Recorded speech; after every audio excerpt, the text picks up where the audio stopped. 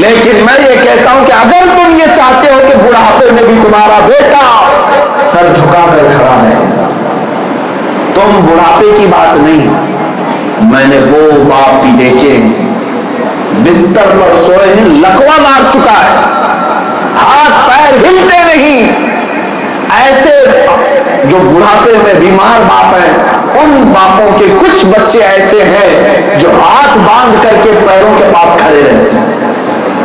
میں یہ پوچھتا ہوں، اب تو باپ اٹھنے کے بھی قابل نہیں ہے، بیٹا آج ادب کیوں کر رہا ہے؟ باپ تو اب مارے گا بھی نہیں، جائیداد تمہاری ختم بھی نہیں کرے گا، یہ تو فالج زدہ ہے، پیرالائز ہو گیا ہے، پھر بھی بیٹا ادب کیوں کر رہا ہے؟ کچھ گھروں کی بات میں بتا رہا ہوں، یہ وہ بیٹے ادب کر رہے ہیں، کون سے ہیں؟ یہ نسخہ میں آج دے جاتا ہوں، اگر تم چاہتے ہو کہ تمہاری، اور ایک بات میں آپ کو بتا دوں، ہر باپ یہ چاہتا ہے کہ میرا بچہ فرما بردار ہو، ہر باپ چاہتا ہے، لیکن تمہارے ہاتھ میں یہ اختیار نہیں ہے۔ جب بچہ 4 سال کا، 6 سال کا ہو، 10 سال تک ہو سکتا ہے تمہارا بچہ تمہاری ہر بات مان رہا ہو، تھوڑی جوانی آنے دو، پھر دیکھو جب تمہارا بڑھاپا آ جائے اور بیٹوں کی جوانی آ جائے، اب کون بچہ فرما بردار ہے، کون کتنا ادب کرتا ہے، یہ دیکھنے کے قابل ہے۔ جب باپ جوان ہوگا، بیٹا بچپن میں ہوگا، ہر بچہ اپنے باپ کی عزت کرتا ہے، لیکن جب معاملہ بڑھاپے کو پہنچ جائے، جب تم بوڑھے ہو جاؤ، ریٹائر ہو گئے، کام کاج نہیں کرتے، اب بچہ کما رہا ہے، پھر دیکھو بات کرنے کا انداز کیسا ہے، کہتا ابا تم خاموش رہو، تمہیں کیا معلوم، ایسا لگتا ہے کس نے اپنے باپ کو جنا ہے، باپ کو مشورے دیتا ہے۔ یہ ہے، کئی گھروں میں ہے، باپ کو کونے میں بٹھا دیا جاتا ہے۔ یہ باتیں جن لوگوں کو لگتی ہیں، میرے عزیزوں، بچوں سے بھی میں کہتا ہوں، تم جھڑک تو دیتے ہو، ابا چپ رہو نا، کیا بار بار بیچ میں ٹانگ اڑاتے ہو؟ تم یہ سمجھتے ہو اتنا بولنے پر باپ چپ ہو جاتا ہے، لیکن تمہیں اندازہ نہیں کہ دل پر کیسی چھریاں چلتی۔ جب بیٹا باپ کو پلٹ کر جواب دیتا ہے، اسے اپنا پورا پرانا ماضی یاد آتا ہے، یہ میرا وہی بچہ ہے جس کو میں انگلی پکڑ کر چلاتا تھا، کندھے پر بٹھاتا تھا، آج بچہ جوان ہو گیا، اب مجھے جواب دینے لگا، تاؤ بدل گئے، لہجہ بدل گیا۔ لیکن میں یہ کہتا ہوں کہ اگر تم یہ چاہتے ہو کہ بڑھاپے میں بھی تمہارا بیٹا سر جھکا کر کھڑا ہے، تم بڑھاپے کی بات نہیں، میں نے وہ باپ بھی دیکھے بستر پر سوئے ہیں، لقوہ مار چکا ہے، ہاتھ پیر ہلتے نہیں، ایسے جو بڑھاپے میں بیمار باپ ہیں، ان باپوں کے کچھ بچے ایسے ہیں جو ہاتھ باندھ کر کے پیروں کے پاس کھڑے رہتے ہیں۔ میں یہ پوچھتا ہوں، اب تو باپ اٹھنے کے بھی قابل نہیں ہے، بیٹا آج ادب کیوں کر رہا ہے؟ باپ تو اب مارے گا بھی نہیں، جائیداد تمہاری ختم بھی نہیں کرے گا، یہ تو فالج زدہ ہے، پیرالائز ہو گیا ہے، پھر بھی بیٹا ادب کیوں کر رہا ہے؟ کچھ گھروں کی بات میں بتا رہا ہوں، یہ وہ بیٹے ادب کر رہے ہیں، کون سے ہیں؟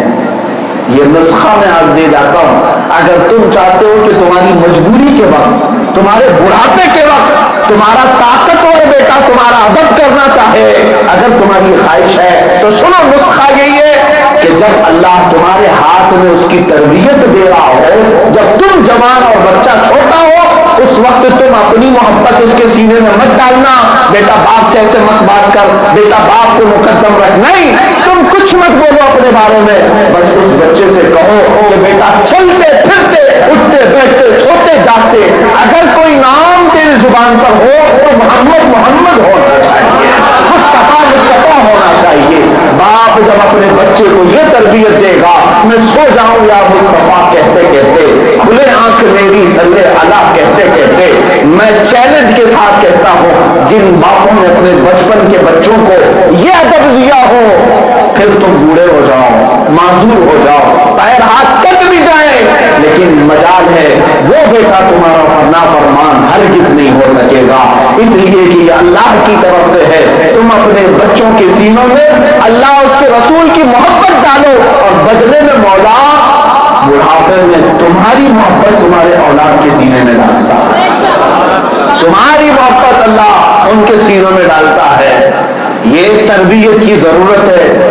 ان بچوں کو سب سے پہلی چیز کیا سکھانا ہے؟ حب نبیکم، अपने नबी की मोहब्बत, अपने नबी की मोहब्बत। अगर ये आपने अपने बच्चों को दे दिया तो बहुत बड़ा तोहफा दिया, बहुत बड़ा इनाम दिया अपने बच्चों को। और अल्हम्दुलिल्लाह हम सुन्नी अहले सुन्नत व जमात की जहां जहां भी हमने मजलिसें देखी हैं, ये जो अभी छोटे बच्चे स्टेज पर आए, उमूमन होता है मुकर्रिर बाद में आते हैं, गली मोहल्ले के छोटे बच्चे पहले नात गुनगुना रहे होते। इसको खत्म कभी ना होने देना। स्टेज चाहे कितना बड़ा हो, कितना बड़ा मुकर्रिर क्यों ना आने वाला हो, लेकिन मोहल्ले के बच्चे, गली के बच्चे जब उसी मिंबर पर खड़े होकर मेरे मुस्तफा की सना बयान कर रहे होते हैं तो हमारी उम्मीदें जाग जाती हैं। इसलिए कि यहाँ के बापों ने अपने बच्चों की जुबान पर गाने नहीं दिए, मदीने के ताजदार के नगमे अता किए। इतनी बात याद रखो, जो बच्चा बचपन में ये कहता हो सबसे आला वो औला हमारा नबी, सबसे बाला वो वाला हमारा नबी, इंशाअल्लाह वो जवानी में जब उठेगा मेरे मुस्तफा की नजरें उस पर होंगी, मेरे मुस्तफा करीम की नजरें उस पर होंगी। शर्त यह है कि अपने बच्चों को नबी की मोहब्बत सबसे पहले तोहफे में दो, सबसे पहले तोहफे में दो। आपको अंदाजा भी नहीं है, बच्चा जिस दिन पैदा होता है, आपके यहाँ पता है अजान दी जाती, जिसको आप लोग क्या कहते हैं, बाम नमाज कुछ जगह कहते हैं, अजान इकामत दी जाती है। किसी मौलवी साहब को बुलाए, मौजिन साहब को बुलाए, मौलवी साहब को बुलाए। बच्चा पैदा हुआ है, बेटा हुआ है कि बेटी हुई है, दोनों, लेकिन सबसे पहला हमारा काम क्या होता है, उसके कान में हम अजान देते हैं, अजान देते हैं। आप तवज्जो चाहता हूं, बेटा अल्लाह ने दिया है, बेटी अल्लाह ने दिया है, शुक्र अल्लाह ही का है, तारीफ अल्लाह ही की है, इबादत अल्लाह ही की है। लेकिन जब हम कान में अजान देते हैं तो जहां हम अशहदु अल्ला इलाहा इल्लल्लाह कहते हैं, साथ में हम अशहदु अन्ना मुहम्मद रसूलुल्लाह कहते हैं। कान में ये कहते हैं मैं गवाही देता हूं कि अल्लाह के सिवा कोई माबूद नहीं। कान में हम ये भी कहते हैं मैं गवाही देता हूं मोहम्मद अल्लाह के रसूल हैं। ये किस लिए? इसलिए कि आज तुम्हारा बच्चा पहली आवाज सुन रहा है, दुनिया की पहली आवाज सुन रहा है, तो उसके कानों में अल्लाह की मोहब्बत होनी चाहिए और रसूल की मोहब्बत होनी चाहिए। यही से तरबियत। अस्सलामु अलैकुम नाज़रीन, इसी तरह के इस्लामिक वीडियो देखने और सुनने के लिए हमारे चैनल को सब्सक्राइब करें। जज़ाकल्लाह खैरन जज़ा। अस्सलामु अलैकुम व रहमतुल्लाहि व बरकातुहू।